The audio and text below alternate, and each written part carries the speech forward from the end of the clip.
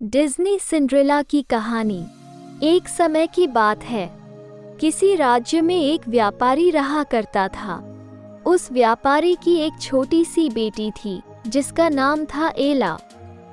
एला बहुत ही प्यारी और नेक बच्ची थी। उसके पिता उससे बहुत प्यार करते थे और उसकी सारी ज़रूरतें पूरी करते थे। लेकिन एला की जिंदगी में एक चीज़ की कमी थी, वह थी उसकी माँ जो उसे छोड़कर भगवान के घर चली गई थी। एला की इस कमी को पूरा करने के लिए उसके पिता ने दूसरी शादी कर ली। एला की नई माँ की 2 बेटियां थीं। वो बहुत खुश थी कि माँ के साथ साथ उसे बहनें भी मिल गई थी।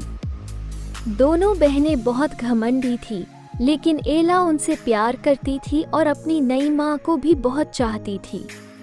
एला की खुशियाँ ज्यादा दिन टिक नहीं पाईं। एक दिन जब उसके पिता अपने काम से किसी दूसरे शहर गए तो फिर कभी वापस नहीं आए। एला पर तो मानो मुश्किलों का पहाड़ टूट गया हो।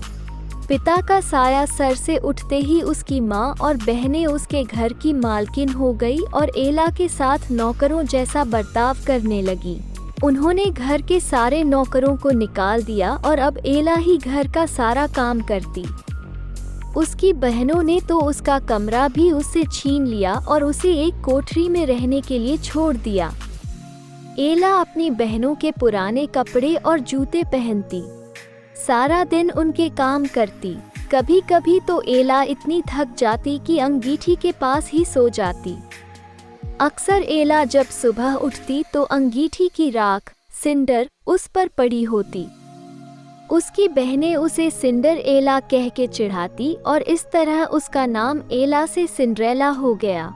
एक दिन राज्य में ऐलान हुआ कि महल में एक बहुत बड़ा आयोजन है और राज्य की सभी लड़कियों की बुलाया गया है ताकि राजकुमार अपनी पसंद की लड़की से शादी कर सके। राज्य की सारी लड़कियां बहुत खुश और उत्साहित थीं। सिंड्रेला और उसकी बहनें भी अपनी किस्मत आजमाने को बेचैन थी, लेकिन फिर सिंड्रेला की ये खुशी उसकी सौतेली माँ को रास नहीं आई और उसने सिंड्रेला को महल में जाने से मना कर दिया। बेचारी सिंड्रेला दुखी मन से फिर अपने काम में लग गई और सोचती रही कि इस वक्त उसकी बहनें क्या कर रही होंगी और राजकुमार देखने में कैसा होगा। सिंड्रेला जब इन ख्यालों में खोई हुई थी तभी वहां एक जादूगरनी आई। उसने सिंड्रेला को दुखी देखा तो उसकी मदद करनी चाहिए। सिंड्रेला ने सारी बात जादूगरनी को बताई। जादूगरनी ने सिंड्रेला से कहा, ओह प्यारी सिंड्रेला, मैं तुम्हारी मदद कर सकती हूँ। ये कहकर जादूगरनी ने अपनी छड़ी घुमाई और वहां पड़े एक बड़े से कद्दू को एक बग्घी में बदल दिया। वहीं 4 चूहे उछल कूद मचा रहे थे। जादूगरनी की नज़र उन पर पड़ी तो उसने चूहों को घोड़ा बना दिया। अब ज़रूरत थी एक कोचवान की।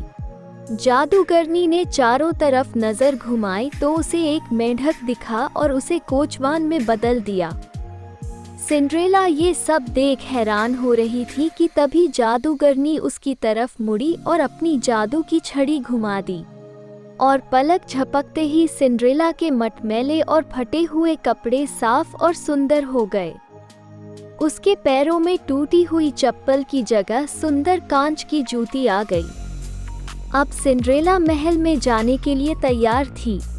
जादूगरनी ने सिंड्रेला को विदा करते हुए कहा, बेटी तू अपनी इच्छा पूरी कर ले, लेकिन याद रखना रात 12 बजते ही यह सारा जादू खत्म हो जाएगा।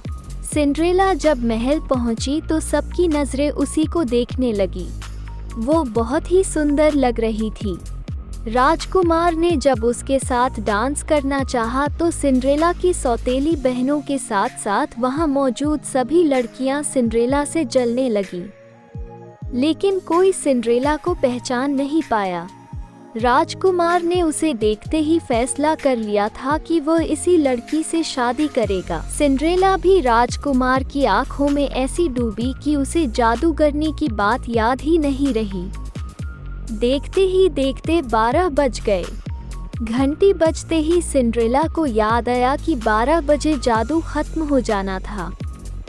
सिंड्रेला बिना राजकुमार से कुछ कहे वहां से भाग निकली। वो नहीं चाहती थी कि राजकुमार उसे उसके पुराने गंदे कपड़ों में देखे और उससे नफरत करे। भागते वक्त सिंड्रेला की कांच की एक जूती महल में ही छूट गई जो राजकुमार ने उठा ली। राजकुमार ने बहुत कोशिश की सिंड्रेला को ढूंढने की, लेकिन वो उसे कहीं नहीं मिली। सबने राजकुमार से उसे भूल जाने को कहा, लेकिन राजकुमार सिंड्रेला को भूल नहीं पा रहा था। आखिरकार सारे राज्य में ऐलान हुआ कि जिस लड़की के पैरों में वो जूती आएगी राजकुमार उसी से शादी करेंगे। राज्य में तो जैसे तूफान आ गया था। हर लड़की राजकुमार से शादी करना चाहती थी। सभी लड़कियां अपने आप को उस कांच की जूती की मालकिन बताने लगी। लड़कियों के घर जा जाकर उन्हें जूती पहनाई गई, लेकिन उनमें से किसी को भी वो पूरी नहीं आई। आखिर में सिंड्रेला की बहनों की बारी आई। दोनों ने हर कोशिश की जूती पहनने की, लेकिन कोई फायदा नहीं हुआ। अब सबकी नजरें सिंड्रेला पर रुक गई। सिंड्रेला ने जब उसे पहना तो वो जूती उसके पैर में आ गई जैसे उसी के लिए बनी हो। सिंड्रेला की सौतेली माँ और बहनें हैरान और परेशान हो गई। किसी को भी उम्मीद नहीं थी कि वो सुंदर लड़की सिंड्रेला हो सकती है। राजकुमार ने जब सिंड्रेला से शादी के लिए पूछा तो सिंड्रेला ने खुशी खुशी हाँ कर दी। अगले ही दिन बड़ी धूमधाम के साथ सिंड्रेला की शादी राजकुमार से हो गई। राजकुमार और सिंड्रेला एक दूसरे के साथ बहुत खुश थे और एक दूसरे को बहुत चाहते थे। दूसरी तरफ सिंड्रेला की सौतेली माँ और बहनों को सिंड्रेला के साथ बुरा व्यवहार करने की सज़ा के रूप में राज्य छोड़कर जाना पड़ा।